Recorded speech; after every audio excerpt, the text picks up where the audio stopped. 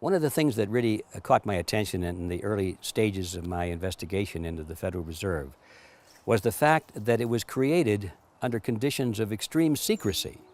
And I knew then that, I think most people understand that when things are done in secret, there's usually something to hide. And so I wondered, what could it be? The Federal Reserve has nothing to hide, does it? Well, it turns out that it does, in fact. And when I say secrecy, I'm not exaggerating. The meeting at which the Federal Reserve was drafted took place on an island called Jekyll Island. And that's the reason I named my book, The Creature from Jekyll Island. And now remember, this was 1910 that this meeting took place, 3 years before the actual creation of the Fed through law. But the original works was started and the draft was made in November of 1910. And Jekyll Island in those days was privately owned. It was a resort island. It was called the Jekyll Island Club. And it was owned by a small group of billionaires from New York, people like J.P. Morgan, William Rockefeller, and their business associates. And it's where their families went to get away from the harsh winter months in New York. And it's a beautiful island. You can visit it today, and you can see the mansions that they lived in. They called them cottages. They're mansions.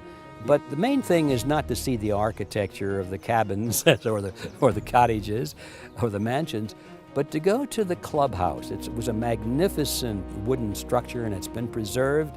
You can go in there, as we did a few months ago, and go into the very room where the Federal Reserve System was actually hammered out. And it's no secret there. I mean, you can go to the building down at the end of the hallway, turn to your left, and there's a door, and on it there's a plaque. It says the Federal Reserve Room. It's in this room that the Federal Reserve was created. They know about it.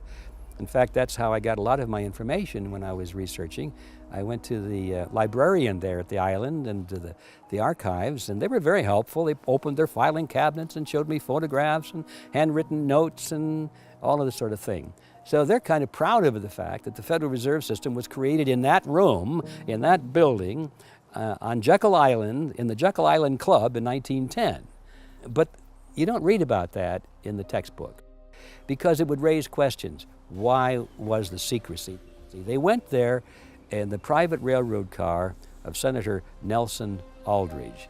They got on board that train in New Jersey, and they rode for 2 nights and a day to get down to the Jekyll Island landing there. And they took a boat across the inland straits to the island. And when they came to the New Jersey Railroad station, they were told to come one at a time, not to be seen together, not to dine together. They were told to avoid newspaper reporters at all costs. There was always a lot of newspaper reporters hanging out there in those days, because that was before television, of course, and radio. There was some radio, but they were hoping to get photographs of all the dignitaries, because that was the way you got in and out of New York. And so there were paparazzis hanging around there in those days. So they were told to avoid the newspaper reporters. When they got on board the private train, they were told to talk to each other and address each other using first names only, not to use last names. And in 2 cases, they didn't even use their real first names. They adopted code names. I thought, that's strange when I read about it. Why would they do that? And then I found out because one of the participants at this meeting wrote a book about it in later years. And first he revealed it in a magazine article that appeared in the Saturday Evening Post. Then that later was incorporated into his memoirs, and his book came out later. And he explained it very simply. He said, look, he said, the purpose of this meeting was so secret and so important that the world not know that we were creating the Federal Reserve, that we were afraid the servants on board the train might figure out who everybody was. Now, the servants knew who Aldrich was. Of course, he was their employer.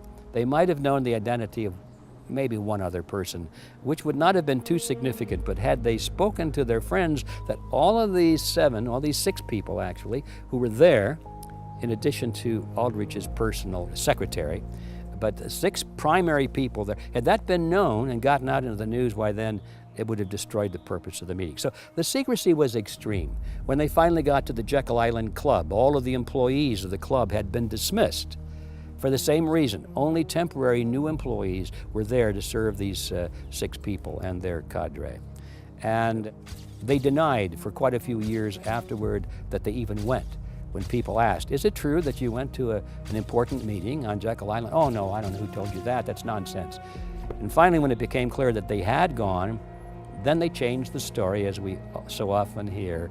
You know, the original story doesn't hold up, so then they start to change the story, and it happens all the time, even today. They changed the story. Well, yes, we went, of course we went, but we just went to do some duck hunting, you know, and smoke some good cigars and drink some good whiskey, have a little gentleman's week away from the household and so forth. And that wasn't true either, of course. In fact, one of the men, by the way, carried a big shotgun and a big case with him on the train, just in case he had been asked where he's going. He said, look, see, I'm going on a duck hunting trip. And we find out later from his children who wrote about it and his biographer who wrote about it, he had borrowed that shotgun because he never owned it. He never fired a gun in his life. He was afraid of guns, didn't want anything to do with them, but that was just part of the deception. Well, the point is, all these little details are interesting, some of them almost humorous, but they add up to an important revelation, and that it was extremely important to these people that the purpose and the fact of this Jekyll Island meeting must be concealed from the American people. Why? It's the big question. Well, most people can figure it out by this time. It's because the purpose of the Federal Reserve Act, as it was sold to the American people, was theoretically so that the government could get control of and pull in the reins on these big, bad banks in New York. We have to control these banks. They're dominating the economy. They have too much power, and we have to have legislation to control the banks, to protect America, okay? Everybody thought that's what was going on. So had they known that this legislation was written by the representatives of the same banks, why, of course, the absurdity, the fraud would have been out in the open from the very beginning. They never would have passed the act. And that was the reason for the secrecy, and they even admitted it in later years. So what would President Jackson say about the bank today? Well, in fact, he had a few words to say about it when he was alive. Maybe many people don't realize it, but President Andrew Jackson was the big opponent of the same kind of banking syndicate or cartel that existed back in his day. He got rid of the banks, literally. He single-handedly took on the banks, and he almost lost his presidency because of it. The banks were very powerful. The banks started to do what they could to cause havoc in the economy so they could blame it on his opposition to the central bank. And when that got out, that was done by the banks deliberately to ruin the economy, to make it look for the opponents of the banks, well, then it backfired on them, and that was one of the reasons that Jackson was really successful. But he called it a den of vipers in those days. He said that the bank is a den of vipers, and he said, by God, I will rout thee. Those were his words. And he dedicated his life to routing and stamping out the den of vipers. So there's no doubt in my mind when you ask what would Andrew Jackson say today, he'd say that den of vipers is back, and they need to be stamped out one more time. Unfortunately, there's no one in the presidency today that has the same vision of Andrew Jackson. They're all pretty quiet. They're servants of the viper. They're servants of the creature from Jekyll Island. So there's no real resolve at the highest level in Washington to oppose the Federal Reserve System.